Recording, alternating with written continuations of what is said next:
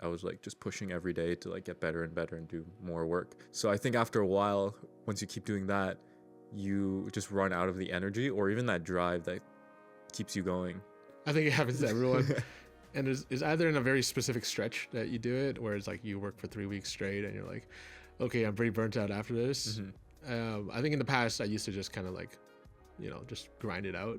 And it was like, oh, nothing's really happening. Like your output kind of diminishes, everything kind of slows down. Yeah. And then you're just like, okay, what's next after this? And people we've talked to, it's like the time off is actually the most helpful. Yeah. And like you kind of have to force yourself to do that, or else you're kind of just gonna trap yourself. Welcome back, everyone, to the Unfold Podcast by Tenfold Production. Today, we're talking about a big topic that I think happens to everyone. It's about burnout and how to avoid this for your next year. I think going into 2024 and then now into 2025, a big thing that's kind of common for everyone is going through this lull of, a slow November into January, February, and everyone just kind of sits around thinking, what do we do next? And so I think everyone in the creative industry has gone through this before in some way, shape, or form. And so we have Juanjo here today. And we're going to talk to him as well because he's also had experiences like this. And we're going to just talk through burnout, what it means, how to get out of it, and what you can do for your future. I'd say I'm burnt out right now, honestly. After working with us. No. Just like in my life in general. Yeah. Talk about it. Well, okay. So for context, I graduated from film school about a year ago. And then right afterwards, I started a creative collective with my friends.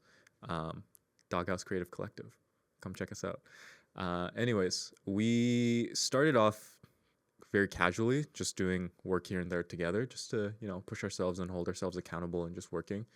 But then after a while, we started to find like little bits of success. Like it was just like, oh, let's make like a short film together or something along those lines. And then it became like, oh, someone wants to pay us to do like work. Now we can actually start operating like a business of sorts. And then we started doing that. And that was going good for a couple months. And I was like just pushing every day to like get better and better and do more work. But it got to a point where I would be pushing way too hard. And then the money or like the little successes that would come with it were starting to diminish. Like it wasn't even going down, but I would like be trying like way harder. But then the money would like stay the same, like plateauing. So I think after a while, once you keep doing that, you just run out of the energy or even that drive that keeps you going to keep pushing. So do you feel like you've ever experienced something like that? Yeah. And if we want to define the feeling of burnout a little bit more, what does that feel like for you?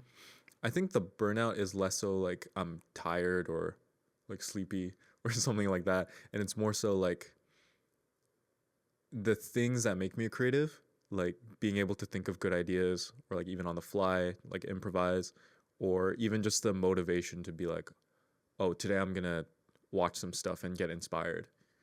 Or today I'm going to start writing a deck for a pitch, stuff like that. Like those little things, it's hard to motivate yourself to do that on the day. Yeah. Yeah, it's super common. I think it happens to everyone. And it's either in a very specific stretch that you do it, where it's like you work for 3 weeks straight and you're like, okay, I'm pretty burnt out after this.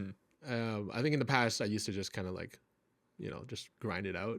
And it was like, oh, nothing's really happening. Like your output kind of diminishes, everything kind of slows down. Yeah. And then you're just like, okay, what's next after this? And then you can sit there for quite a while too. And like I know a lot of people that just, in the grind state of everything, and that's kind of the culture of this as well, of like just keep going and then eventually things will show up in the better. But oftentimes I think from friends and people we've talked to, it's like the time off is actually the most helpful. Yeah. And like you kind of have to force yourself to do that, or else you're kind of just going to trap yourself over and over. I even found that we just came back from like break, and in my mind, it feels normal for me to just not do anything for like 2 weeks and then come back and be like, okay, I'm 100% recharged and good to go. But I found that that's not the case because it's not really that I'm tired and I don't have like the physical energy to like get up and do things. It's more so of like a mental block. Yeah. I find. Yeah. So there's a thing where, over years I figured out too, like if you have anything on your plate at all, that just takes up like space over and over and over, Yeah. right? There's like a limitation for us, at least, especially for myself. It's like how many projects I can be thinking about at once. Mm-hmm. And this kind of goes across the spectrum of like, maybe it's a business thing, maybe it's like a personal thing, maybe it's, you know, like a project specific thing. If you're kind of balancing all three of them and you have two each, for example, like there's two personal things happening to you right now, Mm-hmm. nothing else is going to be done, Yeah. right? It's like there's just too many things that to balance, and we're only human. And as much as you want to keep just putting your head down and going through it, I know even for the break, like you were still working on like a directing project, which to you is going to have a lot more like, you know, suspense too, because you're like, this is my first one under this brand, and then a little bit more pressure. You don't really like have the chance to just like turn off your brain. Mm-hmm. And like this is a common thing anyways. It's like when you go on vacation, for example, it's like, am I really going on vacation, or is this just time away from work where I still have responsibilities and things to come back to? Yeah. That was like a big thing for me of like in the past. I'm like, this isn't really relaxing at all. Mm-hmm. Like I'm kind of just more stressed. I'm just moving around, right? And that's kind of this industry is like, you need to actually finish things. And maybe that's coming back to your point of you know, being a creative too. It's like if you're just doing all this work and you're not getting this payout at the end, Mm-hmm. it feels like you're kind of just stuck in this corner, right? But I found that, you know, if you can just find ways to just slow down, finish up your projects, and like clear things off completely, versus, you know, piling all these like half done things, especially for my brain, how it works, I kind of need to finish things off where it feels like there's just this cloud that always exists there. Mm-hmm. Did you find that it got better throughout your career? Like, do you find that you get burnt out less now, or do you still have times where you feel that way? Yeah, it's a mixture, right? It's like my burnout, I enjoy it now because I'm like, Yeah. it's like it's only to a point where I can't do work anymore. Like there is that point, like you were saying, the brain fog is so strong that you're like, oh, I can't even think of anything. Mm-hmm. Like there's nothing creative coming out of this, and I'm just spinning in circles. And it's like it's at that point where you have to just do like a complete shift out and think of something else, do something else completely different. But it really stopped. I think the biggest thing was not putting so much expectations on these projects as well. I think in the beginning, you think every project's going to be the one that changes your career in life. Mm-hmm. And so you put 100% into everything. And then you kind of look back afterwards and you're like, this wasn't going to be the one. And the funny part is there is no the one, right? It's just like a constant journey evolution Yeah. to just be a little bit better every time. But when you put so much expectations on this one, you're like, whoa, this is the one. If I do this properly, like we've done projects with all these big brands now, thinking like, oh, this is going to be the one. And it never is. It doesn't really pan out the way you think it is. Mm-hmm. And then if you kind of like set your expectations too high and it turns out that it doesn't do anything for you, like you can just think about how much it messes with your brain there. Yeah. It's like this just constant roller coaster. And that's the same thing for like the financial side too, which I think burns a lot of people out. It's like, oh, I have a little bit of money, but then you kind of spend it thinking you're going to do more, big, like make bigger projects or whatever. And then you kind of just like shoot back down and you just like this constant wave. Mm-hmm. And you're like, this isn't super sustainable. That plays on your mental. And then you can't really think or do more projects because you're like, I don't have enough money to do passion projects. And then now I don't have enough money to do anything that I want to do. Yeah. And so you're just like in this constant cycle. I think it's even hard to like temper your expectations or even like the financial side of it, because when you are starting out, it feels like your next opportunity like might be like your last opportunity, right? Yeah. Because you don't really have that reputation to like protect your name. If you do mess up on a project and it doesn't come out good, that kind of becomes like what you're known for. So are there like any healthy ways to deal with that pressure? Yeah. I think we've been talking about this on, you know, just over the last couple of weeks of like pressure happens because there's like insecurities or like unknowns. Mm-hmm. And oftentimes if you go into a project and there's a lot of things that you don't know about it, then you just are just figuring stuff out on the go. Right? There's this one example where, you know, I went on to this project. Everything was in my head. I didn't plan it at all. And we just showed up, me and a couple people. And then I was just trying to figure it out as I was going. Mm-hmm. And like no one knew what was going on. And it's just like a terrible way to work. But for the most part, what turned out was like that anxiety of like me not knowing what was going on or everyone else going on, like that just kept piling up on top of each other. And so, you know, I've learned over time too, the best thing to do is just learn how to prepare as much as possible. And so you were saying even earlier, trying to figure out what your next move is because you're not sure if the next project is going to come in at all, is knowing how to prepare for that. And the biggest thing is working on passion projects and spec projects and like the first thing you ever asked me was like, what should I do with the money that we're making now? Yeah. And it's not about investing in camera gear or whatever you think is going to add to you. It's really about building a style and finding your voice and how to actually tell stories, because that's going to be the most valuable long term. And so it is spending more time getting better, learning all these skills before you actually end up on these sets. Because it's kind of like a weird feedback circle here. If you don't do well on this set, that's probably because you haven't tested or practiced or tried it enough in another setting Yeah. where it was less pressure. Like these big pressure moments should only exist, and they should be quite easy because you've tested everything beforehand. And so a lot of people, they think these big Nike projects are going to show up for them. It's like, but have you really done all the work yet to feel comfortable and confident going into that new project? There's also a thing too, is like, you're not going to get that job unless you've done enough work for people to see. So why sit around hoping you're going to get these like big jobs if you haven't done the work yet? Yeah. And so for you guys, it's just like, preparing as much means like doing other things on the side, not stressing about this like one thing. It's like, obviously right now you're working on a project and there's no time to kind of like prep as much as you can. But the best thing is like, what can you do to kind of prepare yourself leading into it? And that's what we've been talking about recently. Like, do more previs, do more pre-production, talk to people more, figure out how other people are doing it, so then you don't have to start from scratch. Yeah, that's a really good point, because I found that, at least for this project that I'm working on right now, the thing that like soothes me the most, or like gets me out of my head, is really just talking to other people. Because the DP for this project is Zach, and he's obviously done this like a million times. And even if he's not directing, like he's done all this stuff with the directors. Yeah. So when I shortlist with him and I previs and I do like the location scouts, like even though like some of the stuff is still new, it's still like, oh, this is why we do this, because now I'm thinking less about, like, for example, like what the shot needs to look like. Now I know what the shot looks like, and now I know what shot needs to come after it. Whereas before I would just be like, this is like the general idea I have of what I want this project to come out as. And then we just kind of wing it. And then in post, it would be like, this does not look good at all. Yeah, let's wing it again, right? And try to figure it out in post. Like, that's such a classic thing that we used to do, of like, it doesn't matter what we shoot.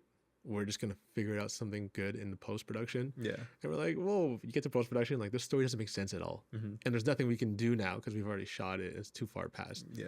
And so like we were working so backwards, and we just kept doing that over and over again. And we're like, why are we not learning? Why is this not getting better? Yeah. Right? Like there's actually like a cap of how far we were getting. And we're like, what's going on? There's something going wrong here, and we can't figure it out. So we just sat there, and then, a lot of this game right now too in the creative world is just a lot of self-awareness and being like, what do I need to work backwards on?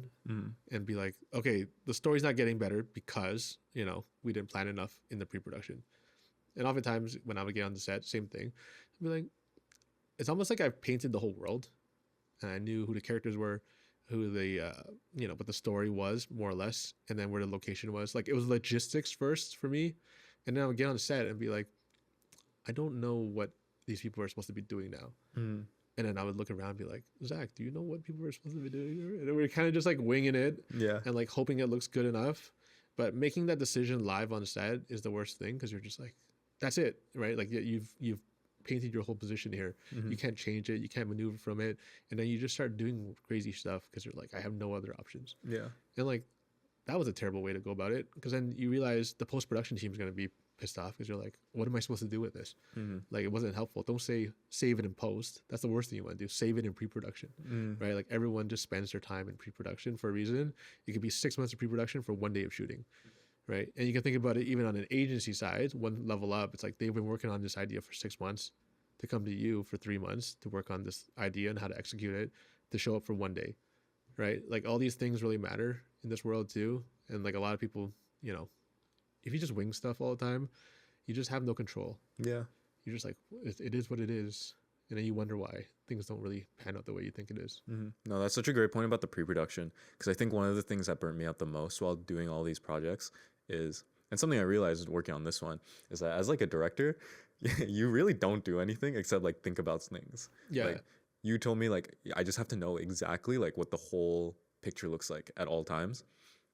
And before, I wouldn't get the chance to do that because I would be worrying about like, what location are we going to shoot at? Like, how am I going to get this location?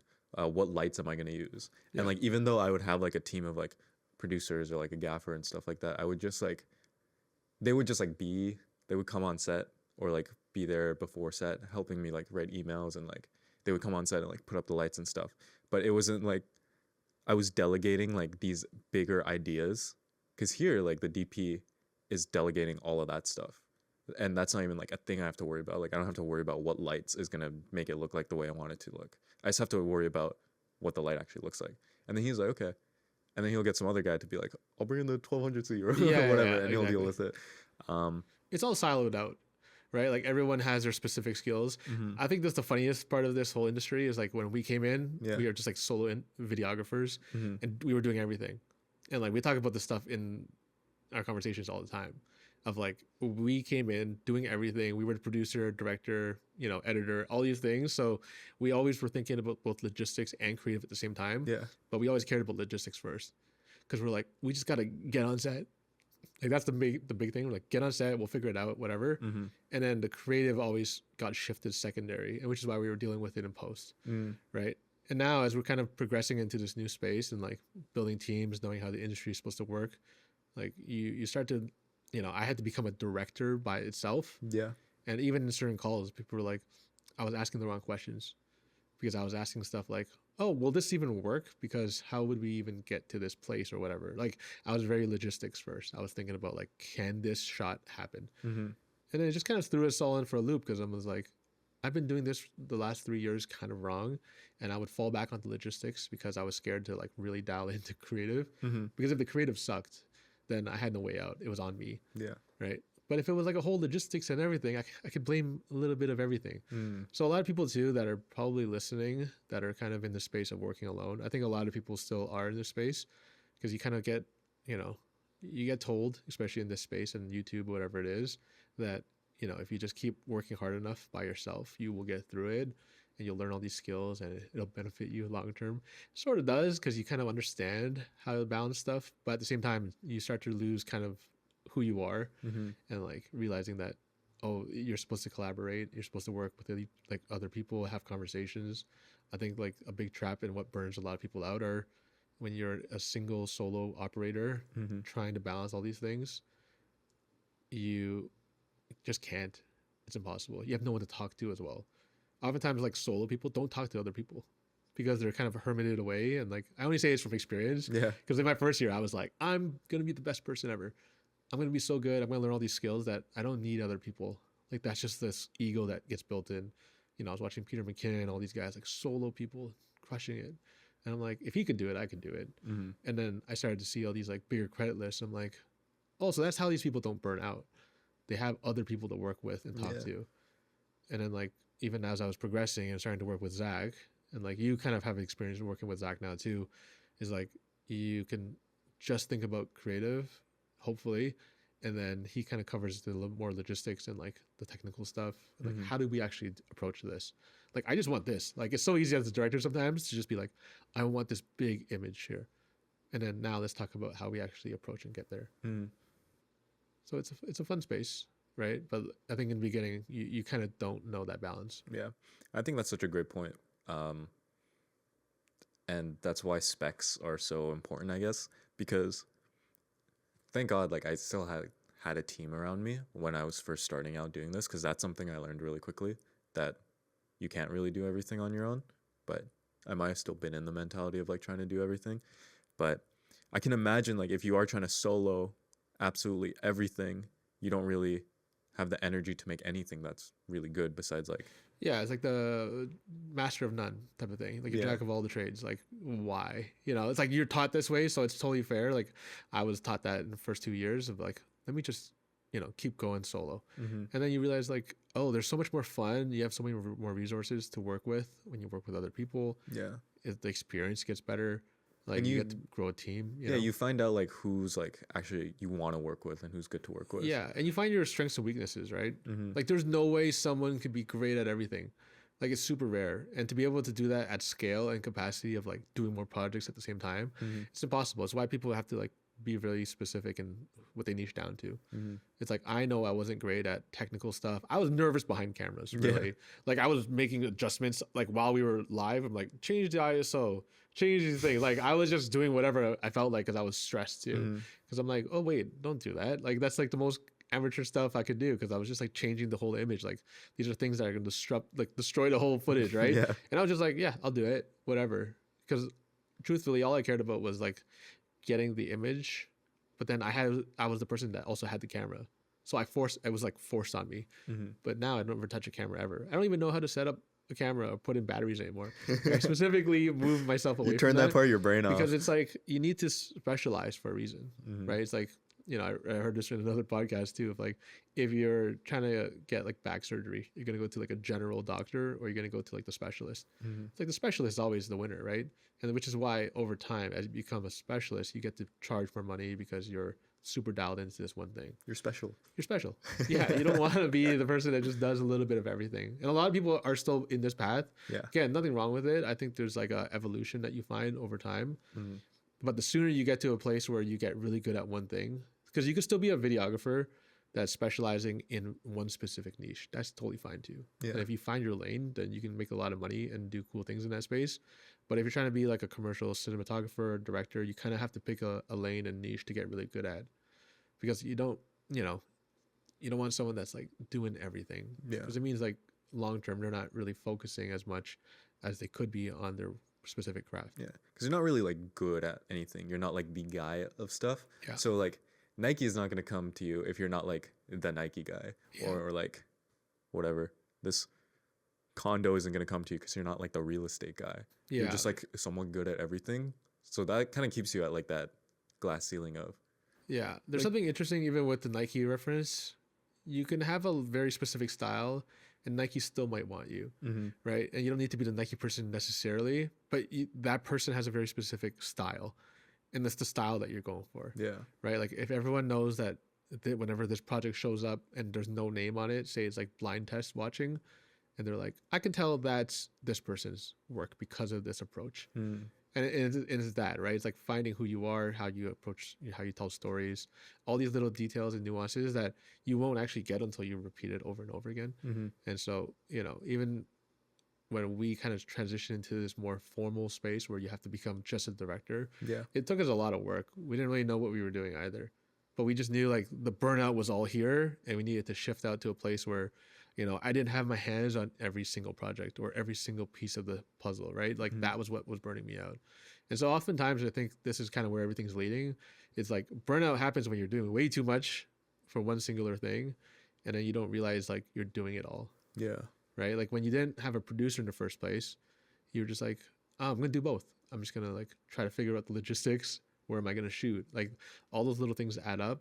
And also at the same time, they're two different sides of your brains, Mm-hmm. right? Like creative is creative, and then logistics is all like really tedious work that when you have to think about that, it takes you away from, thinking about anything creative. Mm-hmm. So it is finding this balance and knowing where to stop and like, okay, maybe I should pass that off to someone else. Yeah. I think another thing of that is, I think being in a creative space, like you have to be vulnerable and you're putting yourself in a position to be judged because everyone has an opinion on like art. Like you can look at you can look at an equation and be like, this might be right or this might be wrong. I don't really know math, but anyone is going to look at a movie, even if they know nothing about how to make it. They're like, this is a good movie or this is a bad movie. So like anybody can judge you. So I think like you were saying before, you wear a lot of hats because then you can like start blaming other stuff. Even like when I was first starting, I like called myself like 5 different things. I was like a DP and a gaffer and a grip and a producer also, like all of these things, just because I was like, how do I have the audacity to call myself the director? Like I'm so scared to like call myself the director because that's like so much pressure.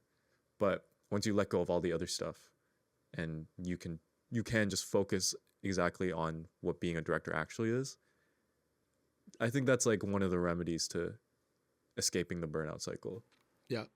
Yeah, focus is probably the biggest thing. It's very easy to, especially when you're in the middle of burnout, to think of doing other things. Yeah. You're like, oh, I don't want to, whatever I can do to get away from this feeling. And oftentimes it's like, let me start another business. Let me go start another project and like, let me start, what happens is you actually start building up more pressure on yourself, Mm-hmm. and you can't finish anything else anymore. So you kind of like trap yourself. So it's like a common thing people do, Yeah. and especially during these times of year where you're kind of riding a high of the summer. All these projects are starting to come in, and things are feeling like pretty solid. Like, oh, maybe if I continue this, it just keeps going. But if you're not thinking like 6 months down the line, Yeah. and you hit November and things start to slow down, It you're will like, not be there. it's like, oh, I unfortunately didn't save enough, or like, it's like I thought more projects were going to start to flow in, Yeah. and then things start to get a little bit more desperate too.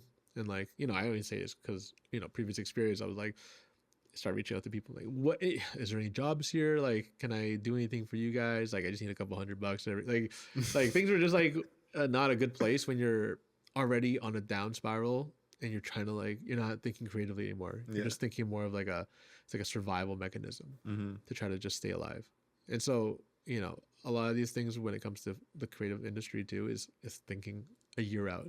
Mm-hmm. Like, how do I approach this? How do I know that I'm going to be good for next November? Mm-hmm. Right? Like, even starting right now, it's January. If you're listening to this and you're watching this and you're like, is this going to happen again November? 100%. It always will. So like, what can you do now to start preparing yourself to avoid this burnout? Yeah. Right? And the biggest thing with burnouts is this roller coaster thing, right? It's like really high highs, really low lows.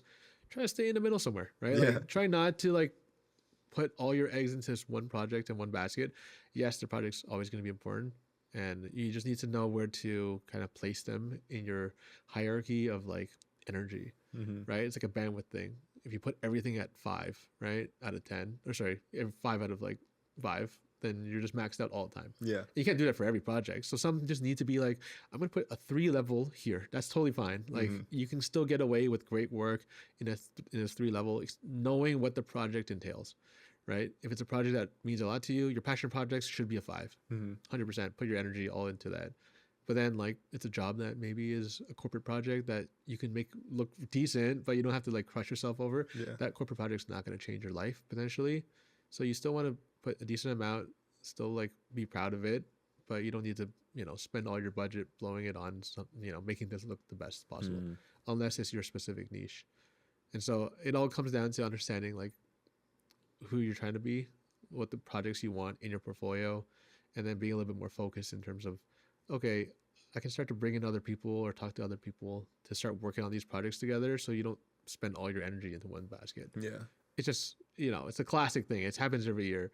And if you're listening to this and, 5 years ago, if this was probably me, just sitting there like, this was my worst year. I didn't really get as far as I thought it would be. The projects don't look the way I thought they would look like either. I thought I'd be doing cooler projects, but now I'm just doing a lot of these like barbershop videos or like recaps and stuff like that. Just know that there's another side of it, because this is like a compounding interest kind of business. Mm-hmm. You put in more work, you get better at your skills technically, and you start to meet more people. Eventually you will find that the other side has better work that you care about more. But, at the same time, you have to get there. If you burn yourself out before then, you kind of just shoot yourself in the foot because you don't progress, right? You don't want to like get right to the edge where you kind of start to get better jobs, but quit because you can't make it. So just kind of keep things even keel as much as you can. Mm-hmm. So how you feeling about everything? I feel good. Specifically, like going back to something you said before and looking back on like what my life looked like a year ago, I think we start moving really fast and we start scaling really fast, which I was pretty proud of, because I was like, oh, we're doing like cool stuff already. We're getting paid to do this. That's awesome. Because I had no money. So I was like, this is cool. But then you lose sight of the creative, and you lose sight of becoming a better creative, because you're trying to juggle like these jobs and you're trying to scale for like the jobs. Like you can only do so many recaps. You can only do so many recaps before you burn out. I'm going to tell you that right now. You like try and stack all these like $500 jobs, and you're like, I just need like one more and I can survive till the next month. But then those stop coming too. And then all you're left with is like, okay, I'm really good at making recaps, but this is never what I wanted to do in the first place. Yeah. Or it's like the quantity of projects or like the amount that you're getting paid, but then you don't really get better as a creative itself. And then you don't really understand what you have to do to get better. All you know is like, I need to do another job. I need to reach out again. I need to charge more. And then sometimes that doesn't even work. They're like, no, we have no money for you. Because you're like, you're throwing darts at the wrong dartboard pretty much. Yeah. Yeah. It's a very classic thing. And this is like the classic kind of combination of like a triangle. It's like you want to charge more, but you don't have the portfolio for it. Mm-hmm. And then you're not doing the right work, so your portfolio doesn't get better. So you can't charge more money. Right. And I think it's super common too. We're a place where you kind of need to step back and stop everything. I would say this was happening to us in the beginning when it was just me and Justin as well. Yeah. And we could only charge like $500 or $1,000 for a whole package. Mm-hmm. And we're like, that package took up our entire month. And so, number one, we weren't making enough money. It was burning us out because we couldn't do more work anymore. That whole project took up our whole month. And then we would shoot it again. And we're like, oh, God, we're kind of stuck in this loop. Like, we can't even do more because if we wanted to, right? Mm-hmm. And we actually needed to stop working with that client for us to reset. Because if you're just in this constant loop of like, I have obligations to this person right now, then you're just like, okay, I don't know where to stop. This is an awkward conversation. You know, and then you can't actually raise your rates because you haven't done anything in your portfolio that showcases it. Yeah. Right. The biggest thing I'm sure you've known, if you have this random client, let's say it's a fashion company, reach out to you, like, oh, do you have like a portfolio to showcase? You can't put together like 5 recap videos and be like, do you understand the vision that I can actually do this? Like, I'm sure that's really common. Like, I used to do that all the time. Like, hey, it's not exactly what it is. Like, maybe a little bit, like it's 10 seconds in this one. Mm-hmm. But you can see how confusing that is for everyone else. And that just kind of goes back to the whole idea of you just need to invest in yourself first Mm-hmm. and not chase. And I think a lot of people in the beginning too, going into this full time could be very difficult because you're chasing everything because that's the only thing, that option that you have. Yeah. You're like, I just need work. You get right? stuck in that loop of stacking the jobs that are Yeah, not, exactly. they're not gonna pay you. They're not gonna pay you, and then you can't increase your rates. So it's like the craziest like feedback loop, and you have to just like potentially do that work specifically, use as little bandwidth as possible Mm-hmm. to be like, oh, okay, I'm not really tired from this yet. Or you start to outsource things and like give you a little bit more time back so you can focus on projects that do matter. Like the only way out of this is spec work. Yeah. And at the same time, like meeting new people and constantly networking. Yeah. Right? Like your skills can be okay. The actual biggest thing is like networking with new people. If you don't have time to network, that's probably a big factor as well, because you're maybe doing all these projects that you don't think are actually, you know, they're not actually doing anything for your business. Mm-hmm. So you do need to focus back on, you know, only 2 things that matter: networking, spec work. Spec work allows you to showcase your voice and who you are. Spec work, for people that don't know, is just free work for yourself. It's not free work for other people necessarily. This is an idea that you created for yourself to showcase who you are, how you direct or shoot. And oftentimes you're connecting with other people like DPs and directors, producers, to get this project going. So like at the end of the day, you have a project that looks better because you're working with other people. And at the same time, you've used less bandwidth because now you're working with other people, Mm-hmm. right? Like you get to push off more specific skills for other people that are better than you. And, you know, you kind of amalgamate it all to one project. Yeah. So the biggest thing with this is if you're not doing this, people never know who you are and what your style is.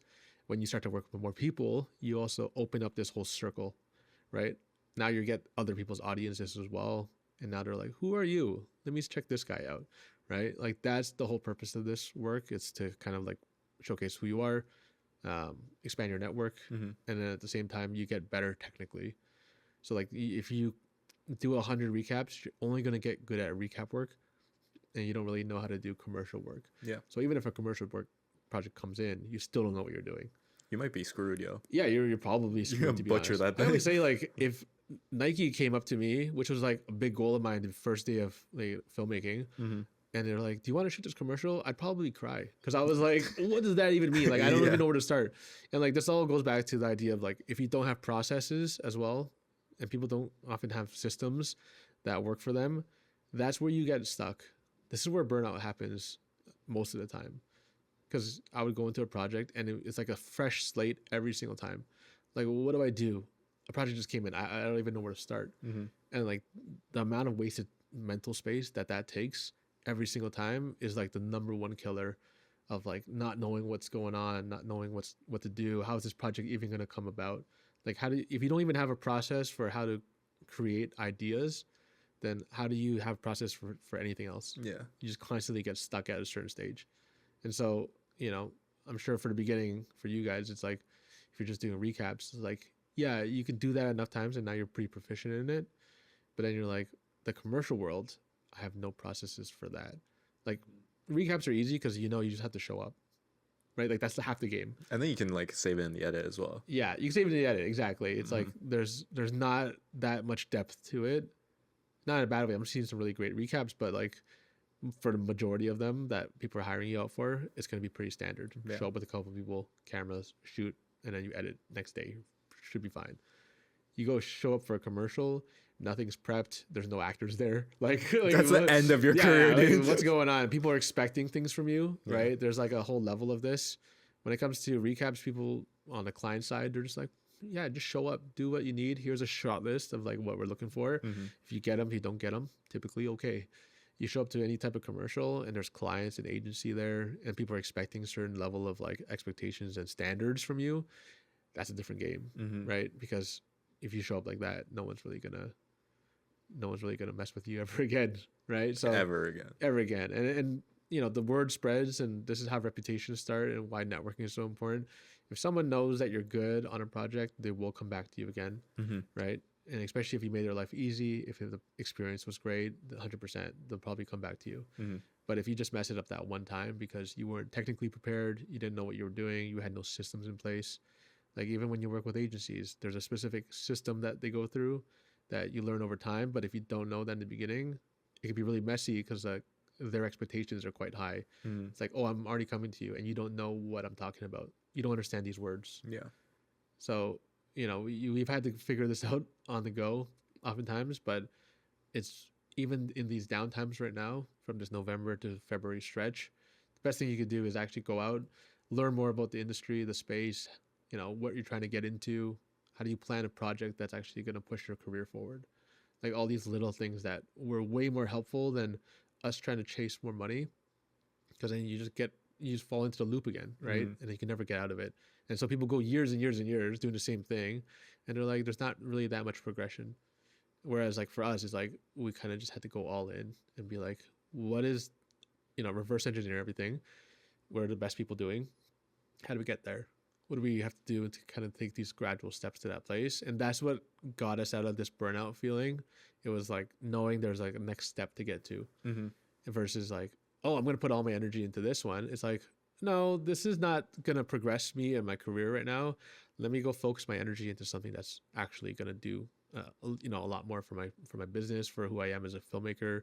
And then just learning as for myself, a director, right? Yeah. How do I actually work with talent? How do I blog? How do I actually prepare? How do I think of bigger ideas?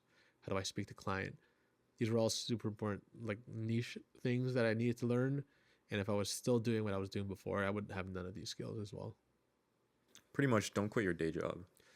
Actually, that's a pretty good idea. It's like oftentimes people just all in, but it's not the right time to go all in. Like you kind of want to just like make your way, feel comfortable, learn. Yeah. And then eventually progress your way out of it.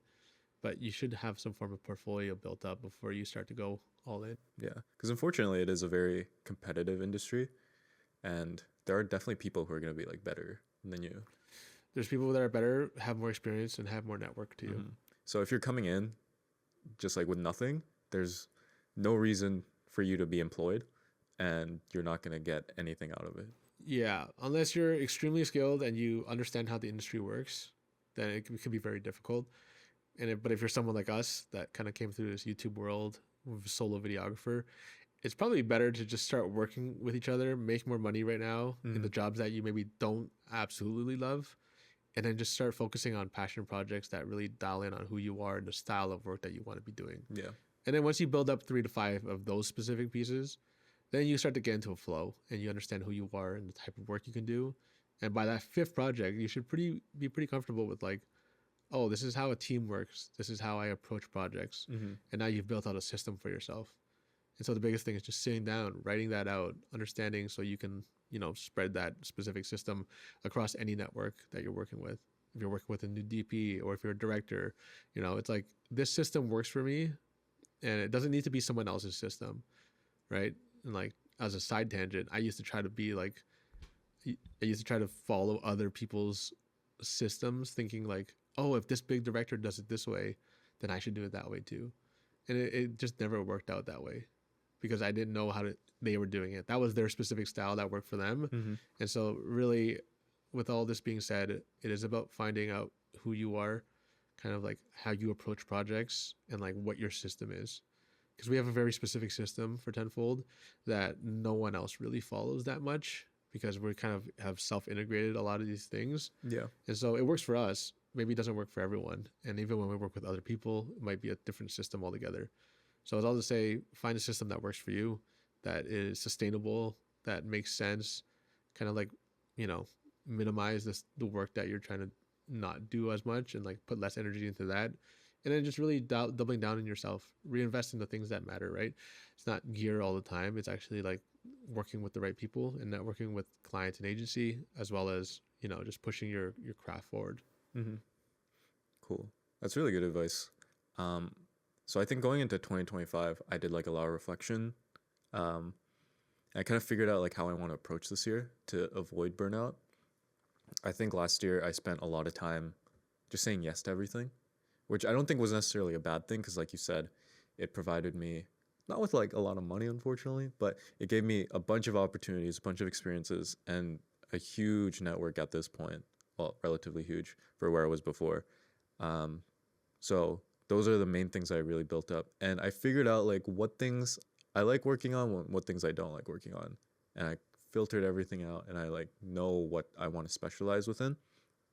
And I think this year my main goal is to be more intentional with the work that I do.